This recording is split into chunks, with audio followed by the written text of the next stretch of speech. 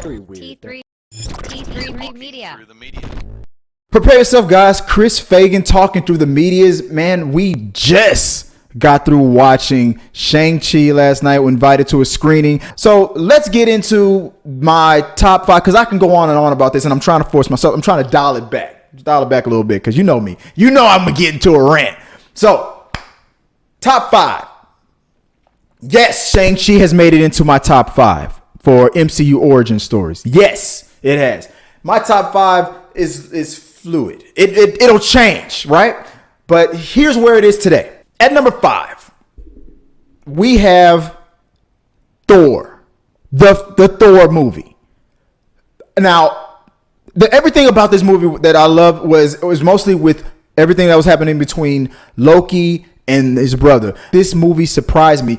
I expected to feel like this was going to be Marvel's first flop or first, wah kind of a movie, but it surprised me how Chris Hemsworth just proved to be the right choice at the right time for the right character, and I loved it. And Hiddleston, I'm so glad that Loki has come into our lives, and he is taking over one of the most favorite villains that we've ever had, right up there with Magneto with me. At number four, I'm gonna say Iron Man with Robert Downey Jr. Now, I know this should be probably ranked higher, but look, it was during the time. Now, when Iron Man first came out, it was my number one, one of my number one comic book movies for a long time, and the best origin story for a while there. Marvel took a chance, and when they pulled him in, it changed everything. It changed the course of his career. It changed the probably the course where the MCU wouldn't be where it is today if it probably wasn't for Robert Downey Jr. I'm not saying that it wouldn't be higher. I'm not saying it wouldn't be just as good, but there's a chance. There's a slight chance in my mind that it's probably would be less in status right now in the minds of film fans and Marvel lovers if it wasn't for him. Who knows what would have happened if Tom Cruise would have gotten the role, right? But hey, we got it. Just like Don Cheadle said, it's here. Get used to it. We love. I love Iron Man, and that is my number four. At number three is where I put Shang-Chi. Like I said, the story, right? Just like Thor, the dynamic between the father and the son, the struggles. But unlike Thor, it wasn't about him not being worthy. It was about not wanting to be, just, like your father, this image that your father wants to force on you. I struggle with this myself as a black man. I try to raise, all parents, we do it. We want to raise our kids in the way we were raised in our image or the way we see fit, right? But we got to understand that, our kids become their own men. They become their own women. They grow up. And they have to choose their path. So the whole thing about family and wanting to raise your children and to be strong, to be leaders, to be great, and one thing that wasn't lost on me. The struggle with the siblings, the struggle with the mother and the father. There was a great love story here too, but it wasn't where, like I said, it wasn't where I thought it would be, and where it was placed was so beautiful. I recommend this movie. I did not think that this movie would creep into my top five for origin, but it was. It was one of the best origins stories the MCU has ever done. Only reason why I placed it at number three is because, come on, man, Captain America, the first Avenger, gotta be up there. It's up there, man. Everything with Steve Rogers, with hell, you have a message where it doesn't take the biggest man, the strongest man. It's about his heart. And Chris Evans, the way he did his thing and bringing Captain America to life, he brought Captain America to life. Everything that we try to be, what we want to be, Chris Evans embodies that. Hey, man, that's America's ass right there, baby. And I don't know how he did it, but somehow he was able to make that phrase into a patriotic phrase, America's ass. Because in my opinion, it's got to be right there. It's probably the best trilogy in the MCU right now. if you think about it. Over the consistency of how great the Captain America movies went, and when I thought of that, then I was like, well, that's got to mean that Captain America has got to be one of the best origin stories, because it just got better and better, but it started right there with that heart. It was the heart, and is to this day the heart of the MCU, in my opinion. But the soul of the MCU, come on, man. You know what the number one origin story, in my opinion, is. I mean, I got the fan right here. I'm the Black Panther of talking through the medias. It's T'Challa. Rest in peace, Chadwick Boseman.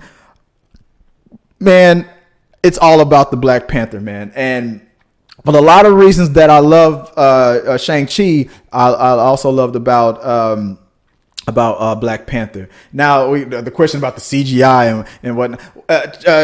Yeah, okay, we can debate about that. Yeah, the CGI in Shang-Chi was done better. So there, you got that. There you go. But, and I'm not saying that I feel like the Shang-Chi will do for the Asian community what I feel like Black Panther has done for the Black community. If it is, if I feel that same energy, or if my friends in the Asian community say yes, I feel that, let me know. Comment, let me know. I want to know that. I love these good vibes. If it can bring you that much joy as what Black Panther has brought to me, awesome, man. I want to hear about this. But I put Black Panther up there because we had a brilliant performance from the late great Chadwick Boseman, and like I said, with a great story, you have a great villain, for the same reasons why almost everything I love about everything else in my top from 5, 4, 3, 2 and leading up to Black Panther. All the things that I've said about all of those movies also fit within Black Panther. And then let's talk about the villain. With Killmonger being so controversial, and a lot of people, like my mother, saying that that they agree with what he wanted to do, just not the way he wanted to do it. That is the testament of a great story, when you are almost, or probably definitely, rooting for the villain. As bad as Killmonger was, you could still feel like, oh man, yeah. So having Michael B. Jordan, having Chadwick together, so it was just magic all the way around. The cast, the music. Something else that I liked about Shang-Chi was when I can notice the music, when I'm like, I gotta check that soundtrack out. Same thing with Black Panther. That's why overall I feel like Black Panther is the best origin story right now. Now, I could change my mind later. This, depending on how I feel, certain days we're having a certain topic or conversation.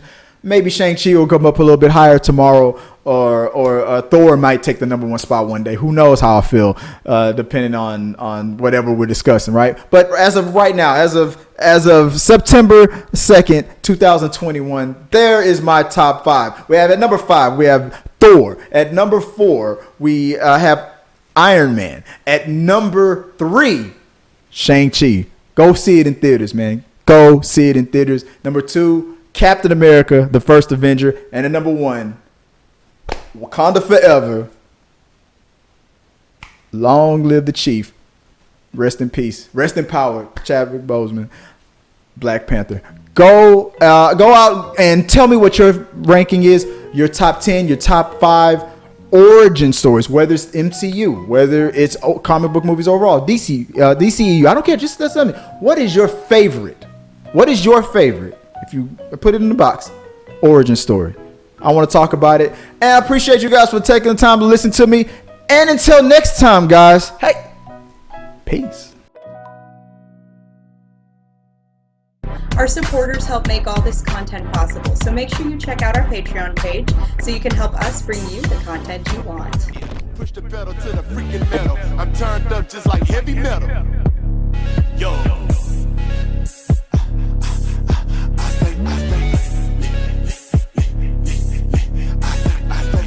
Turned up on another level. Push the pedal to the freaking metal. I'm turned up just like heavy metal.